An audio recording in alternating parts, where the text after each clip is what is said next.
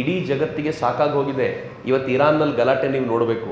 ಸ್ವಂತ ಮಸೀದಿಗೆ ಬೆಂಕಿ ಹಚ್ಕೊಂಡಿದ್ದಾರೆ. ಇವತ್ತು ಮುಸ್ಲಿಮರೇ ಇರೋದು, ಅವರೇ ಬೆಂಕಿ ಹಚ್ಚಿರೋದು.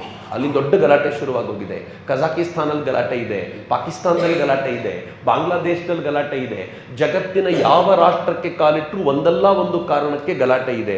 ಈ ಗಲಾಟೆಯಿಂದ ಶಾಂತಿ ಬಯಸುವ ಪ್ರತಿಯೊಬ್ಬನೂ ಕೂಡ ನೋಡೋದು ಎಲ್ಲಿಗೆ ಅಂತಂದರೆ ಹಿಮಾಲಯದ ಕಡೆಗೆ ನೋಡೋದು.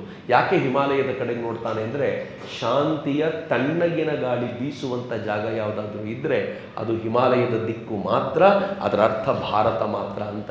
ಜಗತ್ತಿಗೆ ಆ ರೀತಿಯ ಸಂದೇಶವನ್ನು ಕೊಡಬಲ್ಲ ಸಾಮರ್ಥ್ಯ ನಮ್ಮದು ಮಾತ್ರ ಆಗಿರೋದ್ರಿಂದ ನಮ್ಮೆಲ್ಲರ ಜವಾಬ್ದಾರಿ ಇದೆ. ವಿವೇಕಾನಂದರ ಜಯಂತಿಯ ಈ ದಿನ ನಾನು ಎಲ್ಲರನ್ನೂ ಕಳಕಳಿಯಿಂದ ಕೇಳ್ಕೊಳ್ತೀನಿ, ನಾವೆಲ್ಲರೂ ನಮ್ಮ ಮಕ್ಕಳನ್ನು, ಮುಂದಿನ ಪೀಳಿಗೆಯನ್ನು ಹೊಸ ರಾಷ್ಟ್ರಕ್ಕೆ ಸಿದ್ಧಗೊಳಿಸೋಣ.